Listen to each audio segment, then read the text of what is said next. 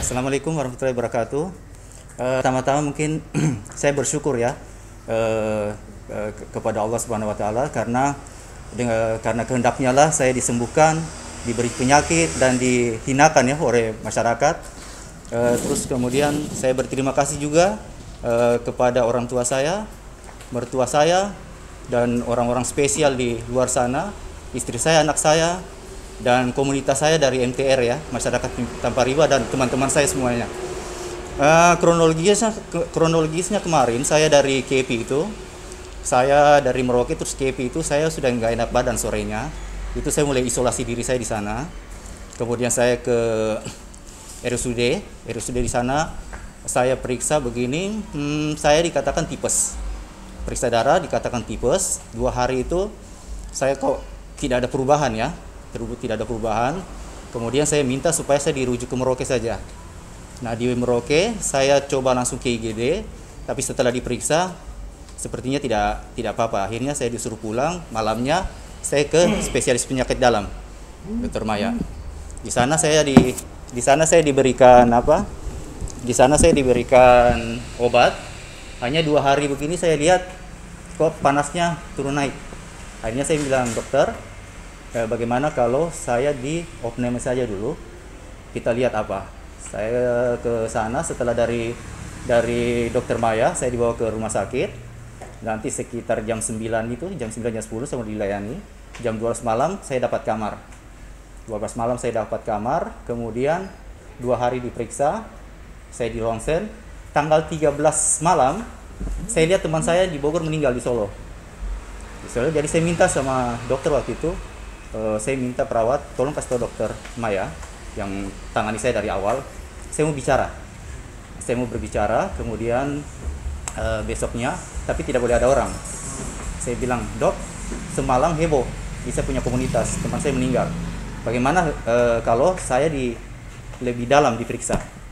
Nah, besok akhirnya kita mulai dari awal lagi, saya mulai sangat serius. Dari memang saya perhatikan, saya salut ya buat tim medis yang ada di sini.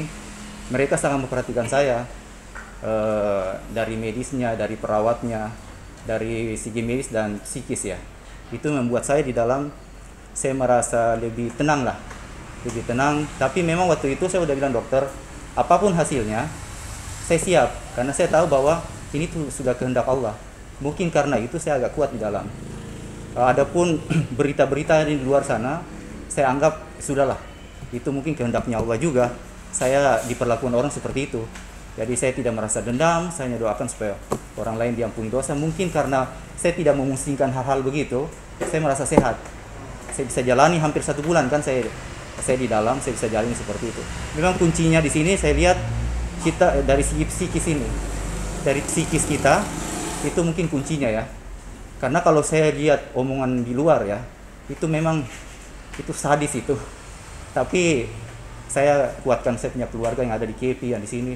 Sudahlah, nanti insya Allah nanti kita dapat banyak pahala dari situ ya.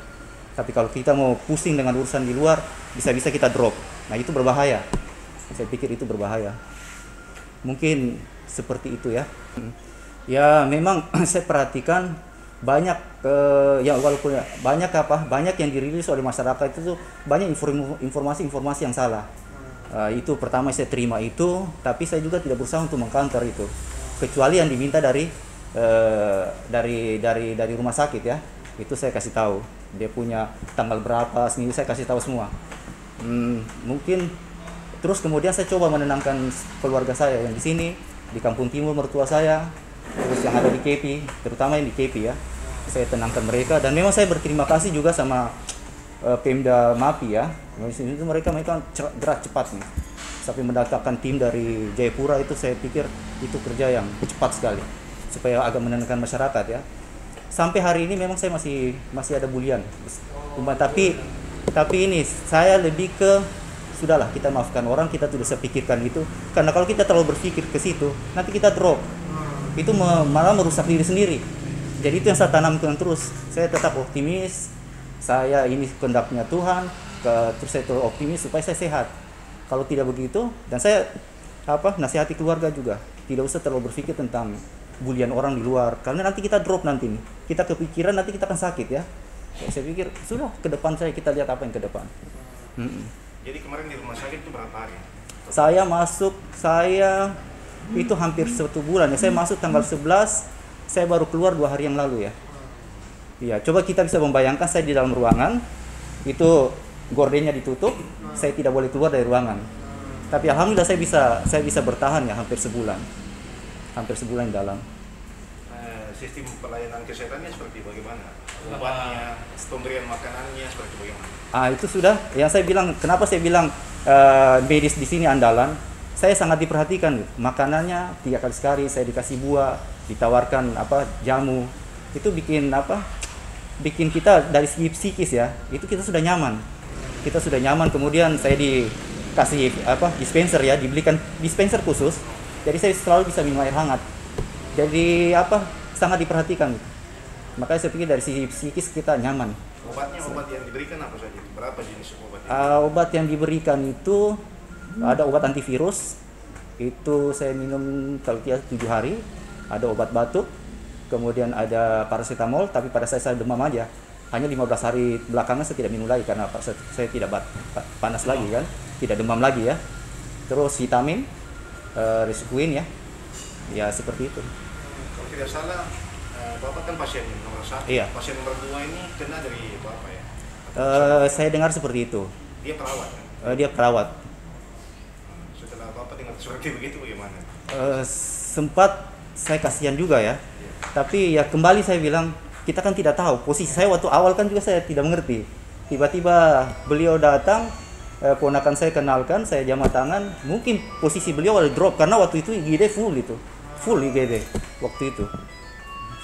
Dan saya lihat memang tim medis pada saat itu capek ya. Mereka capek mungkin. Begini, saya di Bogor itu yang kita hadirin 200 orang lebih. 200, kita pria itu mungkin 160 sekian. Itu kita pas perpisahan, itu kita memang itu dekat sekali, kita jamak tangan, kita pelukan. Tapi anehnya dari sekian ratus orang yang terpapar hanya 6 orang. Saya merasa, terus kemudian saya dari Bogor sampai Jakarta sampai Surabaya, itu adik saya itu saya biasa satu minuman sama dia. Tidak. Makanya saya pribadi, saya tidak, kalau medis kan Bogor ya, tapi saya pribadi saya merasa kemungkinan besar saya dapat di Makassar. Di Juanda atau di Makassar. Karena setelah itu saya betul-betul drop. Puncaknya itu ya pas saya di KP. Itu puncaknya. Pak, waktu dikasih tahu bahwa Anda positif ya, terinfeksi corona, waktu itu perasaannya seperti apa? Sebelumnya saya sudah siap memang. Sudah siap. Saya sudah siap, makanya saya bilang dok tenang saja, saya sudah siap apapun yang terjadi karena saya pikir ini Tuhan punya mau. Jadi mungkin itu, jadi saya sudah siap waktu itu.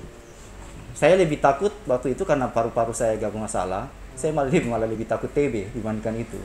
Pas positif ya sudahlah, saya terima.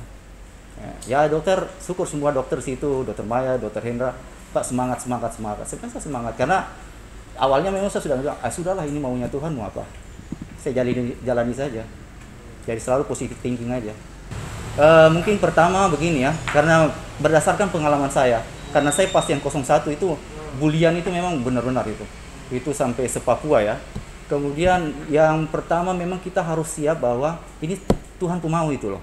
Kalau kita sudah siap kayak begitu, kita lebih tenang. Terus kemudian jangan pikirkan omongan yang di luar. Tidak usah kita pikirkan keluarga kita nanti bagaimana, saudara-saudara kita. Tidak usah pikirkan. Kalau kita berpikir, otomatis kita akan drop. Saya kemarin begitu. Jadi semua omongan itu saya anggap sudahlah, keluarga saya sudah. Ini nanti Tuhan berurusan. Saya sekarang pikirkan diri saya sendiri. Bagaimana saya tetap sehat, bagaimana saya tidak optimis ke depan. Positive thinking saja.